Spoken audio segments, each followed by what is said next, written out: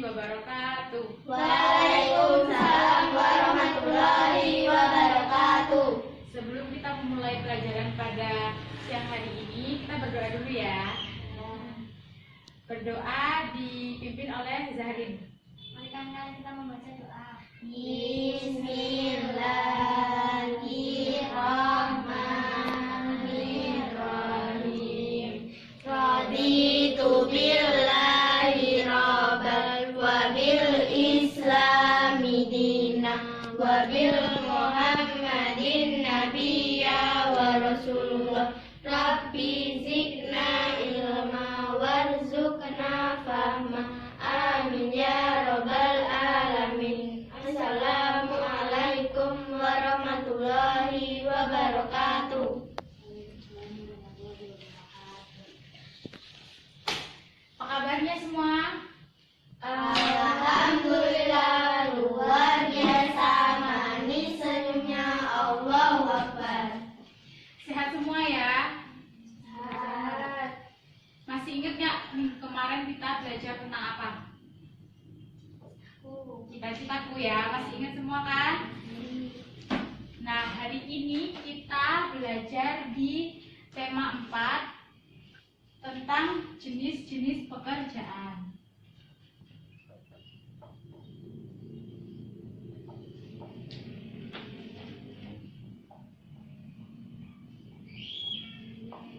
Dibuka ya bukunya. Ini kan kita belajar tentang jenis-jenis pekerjaan. Sebelum kita memulai belajar, kita tepuk semangat dulu ya, biar kita semangat dalam belajar.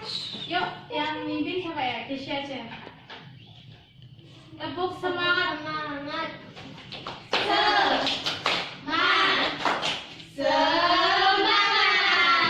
Nah, hari ini kita akan belajar yang pertama jenis-jenis pekerjaan. Di buku di halaman pertama itu kan ada gambar pemetik teh ya. Nah, di dalam buku itu ada gambar pemetik teh. Perhatikan lingkungan tempat tinggalmu. Apakah tempat tinggalmu di pegunungan, di dataran rendah, ataukah di wilayah pantai? Nah, bagaimanakah jenis tumbuhan di sana dan pekerjaan apa yang ada di sana? Nah, kita ini ada di daerah dataran rendah. Biasanya banyak jenis-jenis pekerjaan apa aja? Ya, petani. Terus pedagang. Terus guru. Kalau pekerjaan di sekolah tuh selain guru apa aja?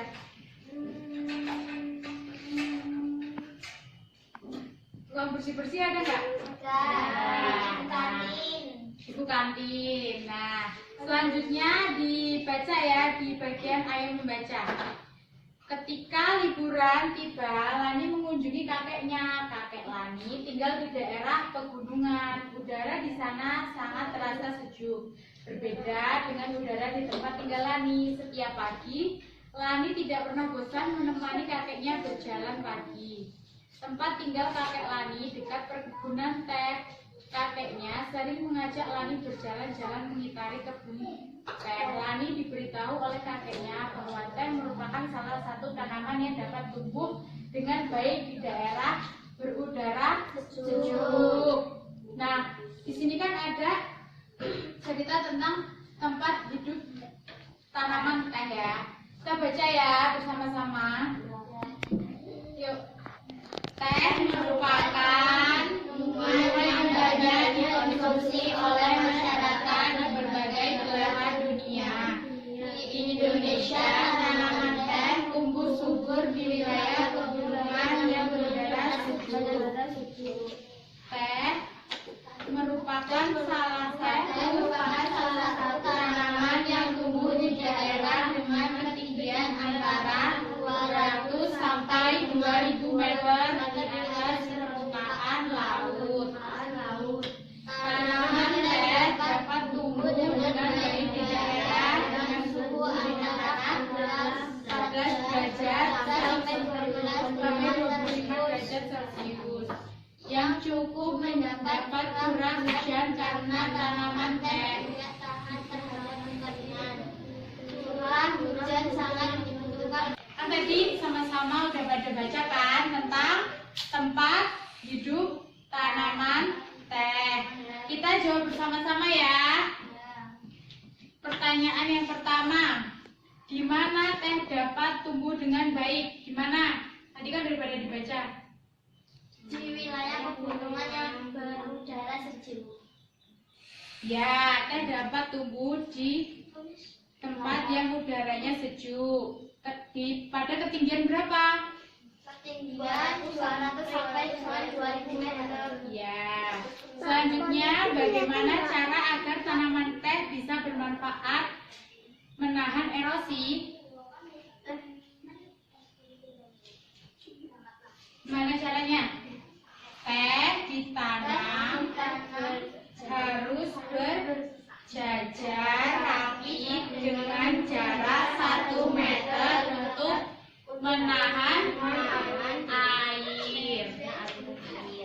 Yang ketiga, apa yang terjadi apabila tanaman teh harus terus-menerus dikonsumsi besar-besaran? Tanaman teh yang dikonsumsi besar-besaran akan terganggu kelestariannya. Kenapa bisa terganggu kelestariannya? Karena tanaman teh yang terus-terusan diambil bisa saja habis karena banyak yang diambil terus-terusan. Yang selanjutnya, apa yang sebaiknya dilakukan oleh petani teh agar tumbuhan teh tetap bertahan? Apa? Dengan Mengusahakan pengolahan tanah agar tetap subur dan penentuan jarak tanam yang tepat dan juga perawatan. Ya. Yang selanjutnya, apa yang dapat kamu lakukan agar tanah yang digunakan untuk menanam tetap subur? dirawat, dipupuk, Serta disiram secara teratur. Ya. Yang selanjutnya, setiap tanaman yang kita konsumsi harus dijaga kelestariannya. Begitu juga tanahnya yang ditanami. Tanaman dan tanah adalah sumber daya alam yang harus kita jaga keberadaannya. Nah, yang selanjutnya di halaman 4, kita belajar tentang sebuah peta pikiran yang berisikan informasi tentang pentingnya menjaga keseimbangan. Mengapa menjaga keseimbangan alam dan kelestarian sumber daya alam itu penting? Yang pertama, mengapa penting menjaga kelestarian? Melakukan reboisasi atau penghijauan. Ya, dengan cara melakukan reboisasi atau penghijauan. Terus yang kedua, Tidak bermain api saat hutan. Ya, kan banyak nih biasanya yang ke hutan buat nyari kayu bakar, tapi jangan meninggalkan api ya saat di hutan, berbahaya, bisa menyebabkan kebakaran. Udah ya, yang selanjutnya, nah di sini kan ada gambar banyak masyarakat yang menikmati teh. Akan tetapi, kalian tahu nggak cara pembuatan teh itu seperti apa? Nggak tahu kan? Nah, cara pembuatan teh yang pertama itu adalah dilihat dari perkebunannya. Nah, perkebunan teh. Setelah itu, ini ada gambar orang lagi metik daun teh. Yang selanjutnya mengolah daun teh. Yang selanjutnya pengemasan. Nah, dari keempat ini bisa dilihat ada 4 pekerjaan yang bisa dilakukan di area perkebunan teh ini. Yang pertama apa? Ayo, gambar ini.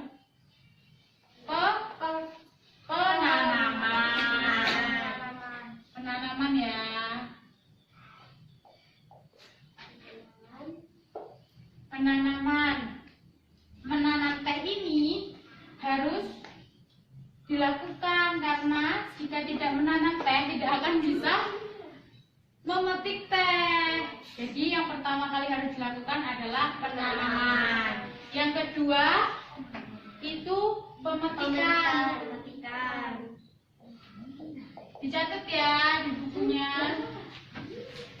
Nah, pemetik teh ini bertugas untuk memetik teh yang siap untuk dipetik dari kebun teh.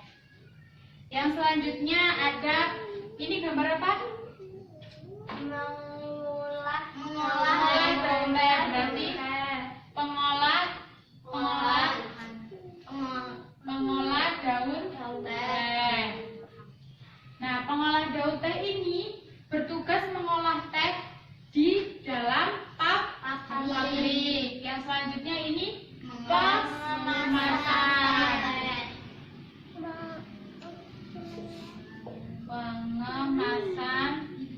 teh. Nah, pengemasan teh ini adalah kegiatan mengemas teh ke dalam kemasan yang siap untuk dijual ya. Nah, yang ini nanti, yang tugas ini kan udah kita bahas bersama-sama ya.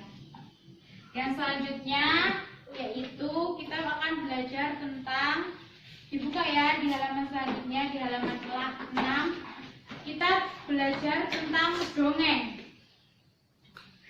tentang taman bermain yang hilang. Dibaca sendiri-sendiri ya di bukunya masing-masing. Ada di bukunya masing-masing di halaman 6 dan 7. Tentang, ada nggak di buku? Ada. Judulnya apa? Taman bermain yang hilang. Udah selesai kan bacanya? Nah, kita jawab bersama-sama ya pertanyaan yang ada di bawahnya itu. Yang pertama, siapa yang tinggal di dalam hutan bakau? Ayo, Cila.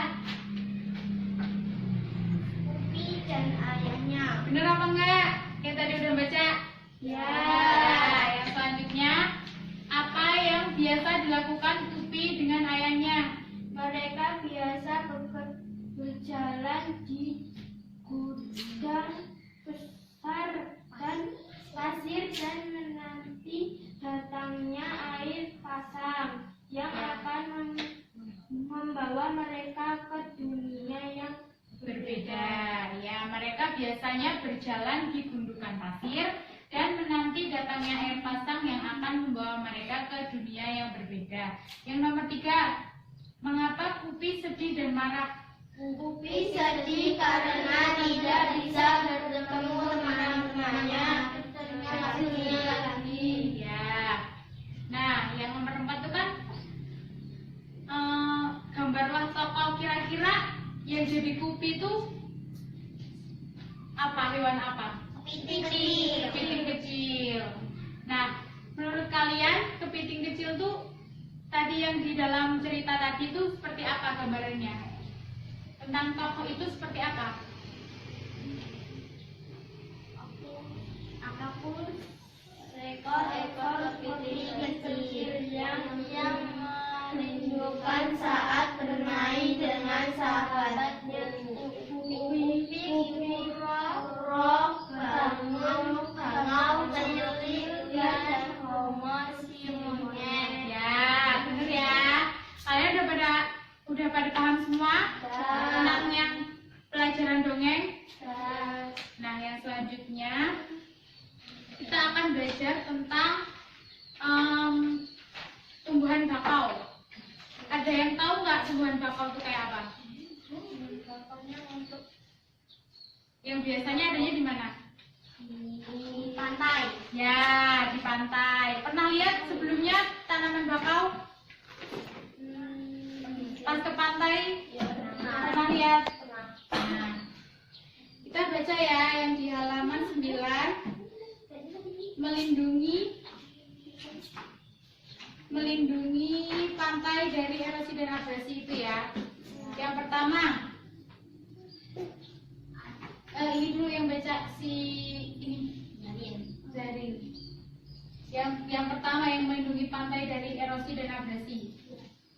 1. Melindungi pantai dari erosi dan abrasi. Adanya bakau di pesisir pantai bermanfaat untuk menjaga agar garis pantai tetap stabil dan tidak terkikis oleh terpapan ombak. Rumpun-rumpun bakau mampu menyerap energi gelombang yang datang sehingga hanya riak gelombang yang sampai di sisi pantai. Ya, yang kedua ini Gesha. Menahan pemerasan air laut ke darat.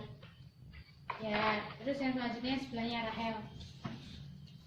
Sebagai pelengkap zat-zat pencerna dan limbah industri, selain dapat menjaga daratan bagi bakau jika memiliki peran penting dalam mengurangi polutan di air laut. Yang selanjutnya sebelahnya Cila. 4. Menciptakan udara pesisir yang bersih dan segar. Daun bakau dapat menyerap gas karbon dioksida dan melepaskan oksigen ke lingkungan. Dengan demikian, udara di sekitar pantai tetap bersih dan segar. Ini lagi. Menjadi habitat alam berbagi biota darat dan laut. Pelestarian hewan laut dan darat seperti udang, kepiting, berbagai jenis ikan, burung, monyet, serta biawak terjaga dengan adanya hutan bakau di pesisir pantai. Selanjutnya 6. Mengurangi dampak bencana akibat gelombang laut seperti badai dan gelombang pasang. Nah, tadi kan udah pada baca satu-satu nih tentang manfaat dan kegunaan bakau. Nah, kita kerjakan lagi ya soal yang tentang bakau ini yang di bawahnya. Kita bahas bersama-sama aja. Yang pertama, mengapa kita harus menjaga kelestarian tanaman bakau? Karena tanaman bakau memiliki manfaat yang banyak bagi kehidupan. Ya, karena tanaman bakau ini memiliki manfaat yang banyak bagi kehidupan dan dampaknya baik bagi manusia. Yang selanjutnya, apa yang terjadi jika hutan bakau rusak? Apa yang terjadi? Keseimbangan alam akan terganggu. Ya. Yang ketiga, Bagaimana hutan bakau dapat menjaga keseimbangan alam dengan menciptakan udara pesisir yang bersih dan melindungi pantai dari akar. ya. Yang selanjutnya, apa saranmu? Apa saranmu agar hutan bakau tetap lestari? Tidak membuang sampah sembarangan di hutan. Ya, kalau kita nggak buang sampah sembarangan di hutan, otomatis ekosistem yang ada di bakau itu tetap bagus. Yang selanjutnya, kita akan belajar tentang sumber daya alam. Nah, di sekitar kita ini terdapat banyak sekali sumber daya alam. Nah, sumber daya alam itu ada yang berupa sumber daya alam tumbuhan dan hewan. Contoh kegiatan untuk menjaga kelestariannya, yang pertama buat tumbuhan itu apa? Tidak menebang pohon sembarangan, melakukan penebangan pilih. Ya, tidak menebang pohon sembarangan. Jadi, menebang pohon itu harus pohon yang sudah besar, sudah tua, sudah lama. Dan melakukan penebangan pilihan yang sesuai dengan kebutuhan. Yang selanjutnya, contoh kegiatan untuk menjaga kelestarian hewan. Tidak berburu hewan sembarangan, melindungi hewan-hewan langka. Tidak berburu hewan sembarangan itu seperti misal hewan langka yang ada di Indonesia itu apa? Contohnya komodo kan sudah langka ya, jadi tidak boleh berburu hewan dengan sembarangan. Yang selanjutnya melindungi hewan-hewan langka ya, seperti komodo tadi harus dilindungi dengan cara